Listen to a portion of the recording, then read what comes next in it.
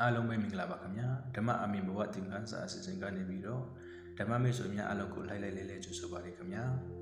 ဒီနေ့ကမှလူငယ်လူရွယ်တွေပဲဖြစ်ဖြစ်လူကြီးပိုင်းတွေပဲဖြစ်ဖြစ်နေ့စဉ်ဘဝကိုရုန်းကန်လှုပ်ရှားနေတဲ့အခါမှာစိတ်တကြစရာတွေ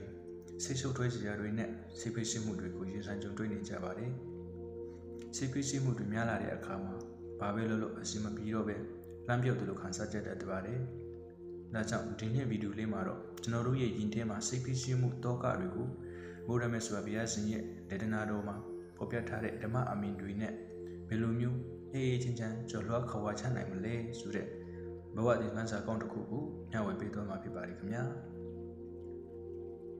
ဓမ္မမိတ်ဆွေတို့ခင်ဗျာကျွန်တော်တို့စိတ်ဖိစီးရဲဆိုတာတကယ်တော့အပြင်ကလာတာမဟုတ်ပါဘူးကိုယ့်ရဲ့စိတ်ထဲမှာဖြစ်ပေါ်နေတဲ့အရာတစ်ခုပဲဖြစ်ပါတယ်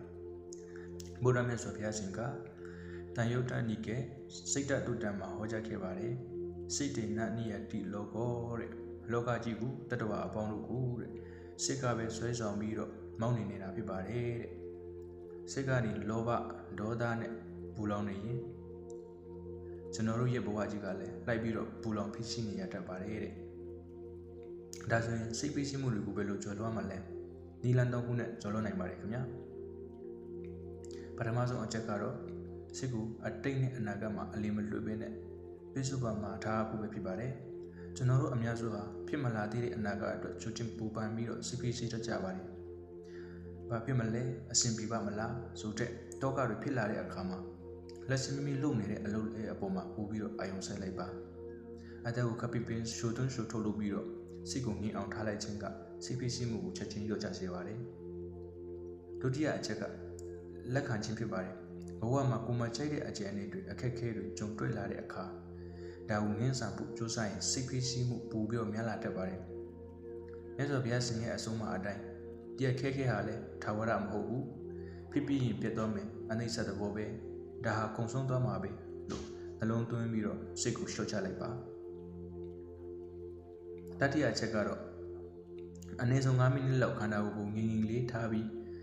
ကိုယ့်ရဲ့စိတ်ကိုပြန်ကြည့်တဲ့အလေးအကျဉ်းလေးလုပ်ပေးပါငါဘာကြောင့်စိတ်ညစ်နေတာလဲဘာကြောင့်စိတ်တူနေတာလဲစိတ်ထဲကနေခွဲခြားသိမြင်လာတဲ့အခါမှာစိတ်ဖိစီးမှုတွေကနှင်းခဲတွေကိုနေဖို့ထဲမှာထားပြီးအရေးပြောသလိုပဲတဖြည်းဖြည်းနဲ့ကင်းစင်ပြတ်ဝေသွားမှာဖြစ်ပါတယ်